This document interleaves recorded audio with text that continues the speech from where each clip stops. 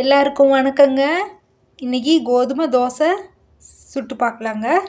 அதுக்கு ஒரு 2 தோசை ஆகிற அளவுக்கு நான் மாவு எடுத்து வச்சுருக்குறேங்க, கோதுமை மாவு. இதில் இப்போ ஒரு அரை உப்பு அளவுக்கு உப்பு கரிக்கிற அளவுக்கு எடுத்துக்கலாங்க. ஏன்னா நம்ம சட்னி சாம்பாரில் இது தொட்டு சாப்பிட்றதுனால பாதி உப்பு கரிக்கிற அளவுக்கு இருந்தால் போதுங்க. இப்போ இதில் கொஞ்சமாக இஞ்சி பூண்டு விழுது சேர்த்துக்கலாங்க. இது அவங்கவுங்க விருப்பங்க. தேவைன்னா சேர்த்துக்கலாம், இல்லைன்னா இல்லைங்க. ஒரு வாசத்துக்காக நான் சேர்த்துக்கிறேங்க.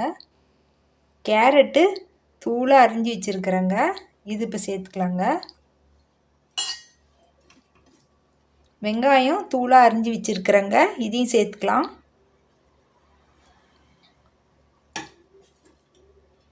கொத்தமல்லி தழை கொஞ்சம் சேர்த்துக்கலாங்க. கருவேப்பிலை கொஞ்சம் சேர்த்துக்கலாங்க. பச்சை மிளகாய் தூளாக அரிஞ்சு காரம் எவ்வளோ தேவையோ அந்த அளவுக்கு சேர்த்துக்கலாங்க. இதில் நம்மளுக்கு முட்டைக்கோசு வேணால் கூட சேர்த்துக்கலாங்க, நம்ம விருப்பங்க. இப்போ இது கொஞ்சம் தேவைனாக்கா கொஞ்சமாக சீரகம் சேர்த்துக்கலாங்க, இல்லைன்னா பரவாயில்லைங்க. சட்னி சாம்பாரில் தொட்டு சாப்பிட்றதுனால பரவாயில்ல. கொஞ்சமாக தண்ணி விட்டு நல்லா கலந்துக்கலாங்க தோசை பதத்துக்கு.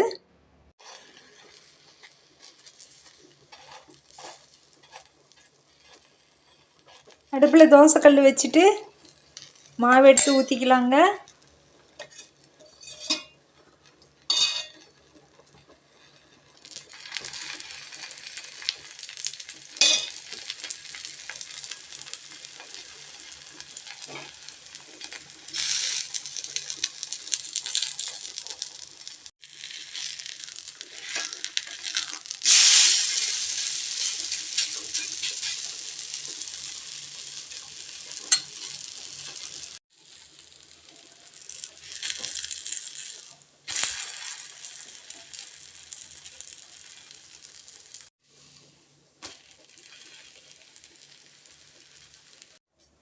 அவ்வளோதாங்க, கோதுமை தோசை தயாராகிடுச்சிங்க.